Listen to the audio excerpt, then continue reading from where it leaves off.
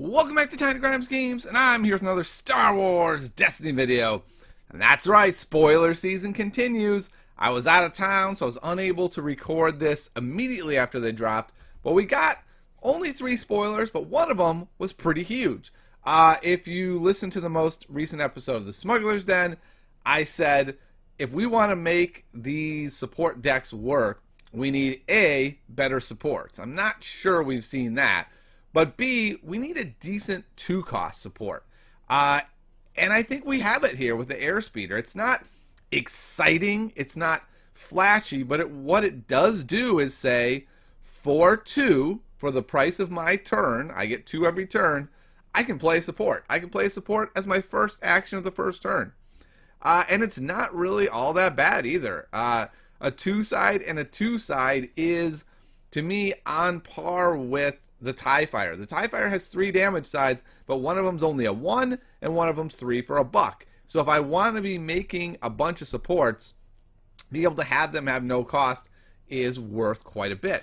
Having that random discard sign on it also is really cool. Now it's missing a resource, which would be nice, but it also has a shield, and it has a really, really interesting special. Exhaust a support, or draw 2 cards. So exhaustive support could be really good against a wide variety of decks. Something like a fun card deck playing Imperial Inspection.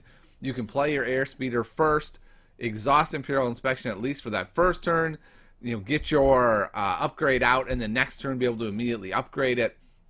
Be able to like exhaust other big supports. If your opponent has a support deck and they have out the Ghost and a Y-Wing and a couple other supports, and you can just go special on the Airspeeder. Your 4-cost Ghost is now exhausted for the cost of my 2-cost Airspeeder. Good deal there. So it's not a flashy card, it's not exciting, but I think it's reasonable. And in fact, I think it's so reasonable, I could even maybe see this going in non-support decks, just as a way to have another object on the field. I've had a number of decks in the past where I've thought, this is a slow deck, I'm not trying to be fast, I've got 3 characters, I really wish I had one more thing out there, one more thing I could throw at them. And with dark side decks, I've tried TIE Fighter a number of times in different decks, and it's just too expensive at 3. But at 2, I really like the Airspeeder. I'm hoping villains get something like this as well. Having it be hero only I don't like, just because it's unique in that 2-cost slot. I love having hero and villain cards, but I don't like when one side gets something that the other side just absolutely has no access to. For the heroes, for the longest time, that was 7-cost characters. I didn't like that heroes didn't have one. It felt like it was restrictive, and so I'm a little bit disappointed to see that villains don't have one yet, but maybe they do. Maybe we just haven't, it just hasn't been spoiled yet. So hopefully they will. And I really like Airspeeder. I think it fills in a hole. It fills in that 2-cost support hole. I hope against hope this makes support decks viable, having this, place to start with. And let's look at a card that can build up on that. Let's say turn 1 you play your Airspeeder. Turn 2, you play Recycle. Now you can jump into a 3-cost support. Discard one of your supports from play, then gain resources equal to its cost. Now, the problem is, it costs 1. This really feels like it should be a 0. Because it takes up a deck slot, and it makes it so that you're basically doing what upgrades can already do, sort of the overwrite thing. Frankly, I'm a little surprised it costs 1. Because of that, it's really hard to play, but it does open up some amazing stuff. For instance, backup muscle. Backup muscle, I've always thought, if I had a way to loop backup muscles, oh my goodness, this card would be bananas. The game has sped up to the point where that's no longer a thought of mine, because you're not going to have 12 turns to activate all your backup muscles. But it's still a cool idea.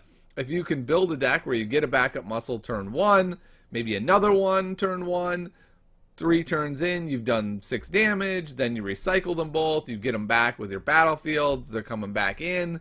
You can do a lot of unblockable damage with backup muscles. I'm excited from that perspective. It also is going to work really, really well with stuff like Hera. Right, so Hera, jumps in a 4, or let's say a Falcon for 5, uses it, right? You reckless re-entry it. You roll it. You use its ability. Then you roll it in. You use its ability. And before the end of the turn, you just go, I guess for 1, I'll take 5 resources, and instead of having to go back to hand, I'll discard it, and then maybe next turn I'll just play it out of the discard pile with my docking bay for only 4. Like, the things that you can do with Recycle are pretty exciting as a combo card. Like I said, unfortunately, the 1 cost makes it so that I don't think it's just a regular card you play. But it will be exciting with Hera, and maybe we'll find some other spots where we can get a lot of value out of it. So it's a really exciting place where we're at here with hero supports being like right on the edge of maybe being good. Hopefully not too good. Hopefully not tier 0. We just want a tier 1 to 1.5 support deck. It doesn't have to be the only deck, but it is pretty exciting. All right. A rather unexciting card, but still interesting, is the A280 Blaster Rifle. It has Redeploy. That's really what we're looking at. It has Redeploy. It is basically the hero version of the villain F11 Blaster, where it's 2 for $1, a +1, a +2, a buck, and then the special. The special for the F11 is more damage, so it has 4 damage sides. This is give 2 shields to your characters. I don't know. Maybe that's good. I've never been excited about well, I guess I shouldn't say it. There are some decks where F11 is really good. Stuff like with Phasma and Stormtrooper, where you just have tons of black sides. But there's a lot of decks where it's not good. But I'm okay with that with Redeploy, right? It's like, we don't really want Redeploy weapons to be like Holdout Blaster. You can have 1 Holdout Blaster in a game, that's fine. But you can't have like 4 different versions of Holdout Blaster. But we are getting closer and closer to this point now where we can just have a lot of Redeploy weapons floating all over. So it's probably good to have it in the pool. It's not excessively great. I hope this is where we stick with Redeploy weapons. I hope we don't see any more riot batons. Have it like, again, having 1 really awesome Redeploy weapon is fine.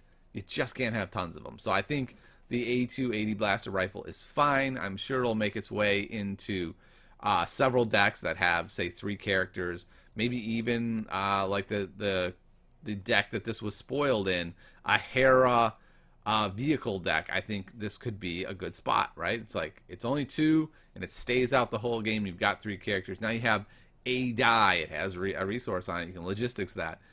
It's doing some things. So, all right, those are the spoilers for this time. Again, I really like Airspeed and Recycle with Hera and her ability, and C-3PO. Maybe a data pad in there. I don't know. Maybe. It's gonna be interesting. Supports are looking more and more real. I don't want to go on the record yet and say we got a tier 1 deck here, because I want to see what else do these support decks get, and then B, what are the other cards in the set? If the set gets faster and faster, and we have another fast hands and another 4-speed, and suddenly you can't even get 3 turns of the game in, then support decks are not going to be viable. But I'm hoping they are, and it'll be interesting to see where we go from here. So I'll see you next time on Tiny Grams Games.